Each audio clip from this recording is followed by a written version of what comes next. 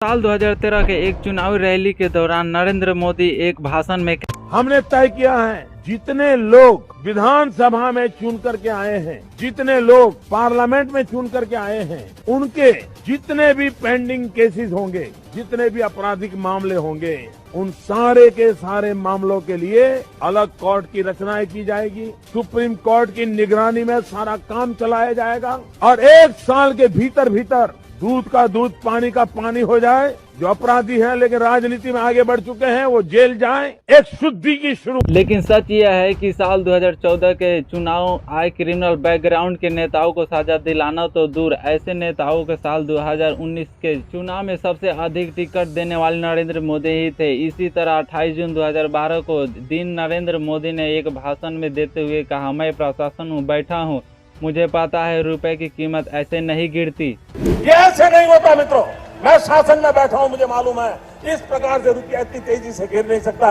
अरे नेपाल का रुपया नहीं गिरता है, बांग्लादेश की करेंसी नहीं गिरती है, पाकिस्तान की करेंसी नहीं गिरती, श्रीलंका की करेंसी नहीं गिरती। क्या कारण है हिंदुस्तान का रुपया पतला होता जा रहा है? ये जवाब देना पड़ेगा आपको, देश आपसे जवाब मांग रहा है। इस वक्त नरेंद्र मोदी ये भाषण दे रहे थे, उस वक्त $1 के मुकाबले रुपए की कीमत 56 रुपए थी, लेकिन मोदी प्रधानमंत्री के बाद अप्रैल 2024 रुपए की कीमत 56 रुपए से गिरकर 83 रुपए पहुंच जाती है। लेकिन कोई सवाल पूछने वाला नहीं होता है। Big breaking news on India Today Digital. The Indian rupee dropped to the lowest in more than 10 months, tracking broad losses on Asian peers and on oil price worry. Well, the rupee started at the lowest point of the day at 78.28. Indian rupee surprisingly touched a fresh all-time low, even as it was expected to strengthen in the face of falling crude prices. इसी तरह मई 2013 में मनमोहन सिंह की सरकार द्वारा petrol की कीमतों में 7 रुपए वृद्धि की जाती है। एक पेट्रोल की कीमतें में 73 रुपए पहुंच जाती है। तब नरेंद्र मोदी कहते हैं, मैं आशा करूंगा कि प्रधानमंत्री जी देश की स्थिति को गंभीरता से ले और पेट्रोल के दाम बढ़ाए हैं उसको वापस करें। उन्होंने देश में जिस प्रकार से पेट्रोल के दाम बढ़ा दिए, ये दिल्ली सरकार की शासन चलाने की नाकामयाबी का जीता जागता सबूत है। वहीं मोदी के सत्ता के आने के बाद जब अंतर्राष्ट्रीय बाजार में पेट्रोल की कीमतें गिरने, मोदी क्रेडिट लेना नहीं भूलते हैं। मुझे बताइए पेट्रोल के दाम कम हुए कि नहीं हुए? ऐसे नहीं, पूरी ताकत से बताइए पेट्रोल के दाम कम हुए कि नहीं हुए? डीजल के दाम कम हुए कि नहीं हुए? आपके जेब में थोड़ा बहुत पैसा बचने लगा कि नहीं बचने लगा? लेकिन जब उन्हीं मोदी का राज में पेट्रोल की कीमत 120 रुपए प्रति लीटर पहुंच जाती है। पेट्रोल और डीजल की कीमतों में लगी आग थमने का नाम नहीं ले रही है। पेट्रोल इतना महंगा कर दिया है ना, पूछो मत, सबका हालत खराब है भाई। सर पहले 500 का पेट्रोल भराते थे तो कम से कम 8 दिन चलता था सर, अभी तो 6 दिन ही चल रहा है। कारण ये है कि मुंबई शहर में अब जो पेट्रोल की कीमत है पर लीटर वो 120 रुपए पार हो गई है और जो डीजल की कीमत है वो अब शतक लगाने की कोशिश कर रही है।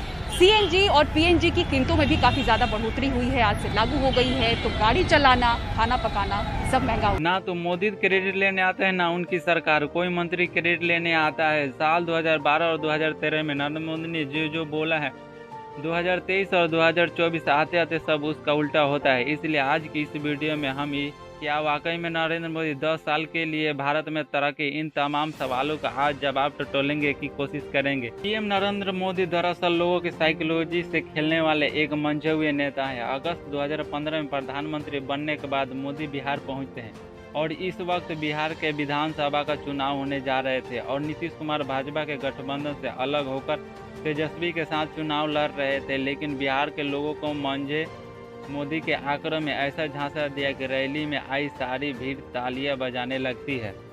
मैं आज बिहार के पैकेज की घोषणा यहीं से करना चाहता हूं।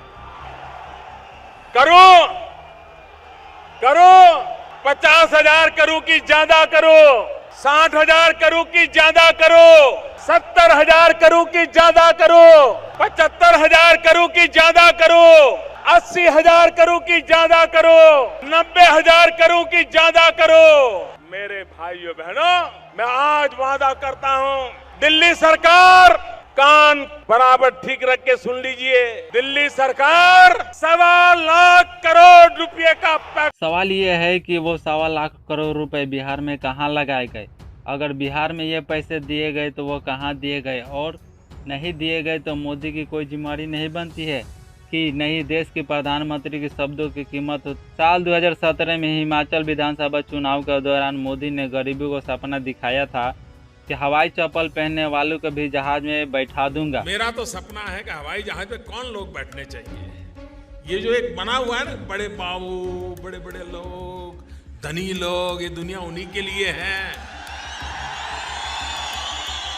इस देश की जो सुविधाएं अमीरों को प्राप्त हैं, वो मेरे देश के गरीब को भी मिलनी चाहिए। जो सामान्य व्यक्ति हवाई चप्पल पहन करके घूमता है, वो मुझे हवाई जहाज में दिखना चाहिए। ये मेरा सपना है। लेकिन आज ये सच है कि हवाई जहाज प्राइवेट कंपनियों को ही बेच डाला। प्राइवेटाइजेशन के दूसरे चरण की प्रक्रिया एविएशन मंत्रालय ने तेज कर दी है। सूत्रों की माने तो दूसरे चरण में 25 एयरपोर्ट को आइडेंटिफाई किया गया है और इन 25 एयरपोर्ट में कुछ बड़े एयरपोर्ट शामिल हैं। मसलन चेन्नई, कोलकाता, जबलपुर, इंदौर, वाराणसी, ऐसे बड़े एयरपोर्ट शामिल हैं जिनको एयरपोर्ट प्राइवेटाइजेशन के दूसरे चरण के तहत चुना गया है। क्योंकि इंडिया में जो एयरपोर्ट्स हैं वहां कुछ ऐसा हो रहा है जिसका डायरेक्ट असर सिर्फ और सिर्फ आम जनता पे पड़ेगा। जो गेम हमने बीएसएनएल के टाइम पे देखा था, एग्जैक्ट वैसा तो नहीं, लेकिन कुछ उसी तरीके का एक इंटरेस्टिंग गेम हमारे इंडियन एयरपोर्ट्स पे भी हो रहा है। और एक्चुअल में हो क्या रहा है उसको समझने के लिए हमें थोड़ा सा पीछे जाना पड़ेगा। अडानी ग्रुप के पास अब मुंबई एयरपोर्ट का भी मालिकाना हक आ गया है। रूल बदला गया और अडानी जी को 6 एयरपोर्ट दिए गए। हमारी फाइनेंस मिनिस्टर ने डिक्लेयर कर दिया है कि अगले साल मार्च से पहले एयर इंडिया और भारत पेट्रोलियम को बेचा जाएगा। 6 एयरपोर्ट का ऑपरेशन, मैनेजमेंट एंड डेवलपमेंट का कॉन्ट्रैक्ट प्राइवेट प्लेयर्स को देने का लिए ऑक्शन हुआ, टेंडर मांगा गया था और सबसे ज्यादा बोली होने वाले को 3 एयरपोर्ट देने का, लीज देने का आज फैसला हुआ, जयपुर, गुवाहाटी और तिरुवनंतपुरम। मतलब प्रधानमंत्री ने सब कुछ बेच दिया। ज्यादातर एयरलाइंस के फेयर आसमान छू रहे हैं, जिससे यात्री परेशान हैं। भारत में 2019 से 22 के बीच सबसे ज्यादा फ्लाइट टिकट्स के दामों की बढ़ोतरी हुई। अगर आप 10 एशिया पैसिफिक कंट्रीज को कंपेयर करें तो इन 10 कंट्रीज में से भारत में सबसे ज्यादा फ्लाइट टिकट्स की दामों की बढ़ोतरी हुई।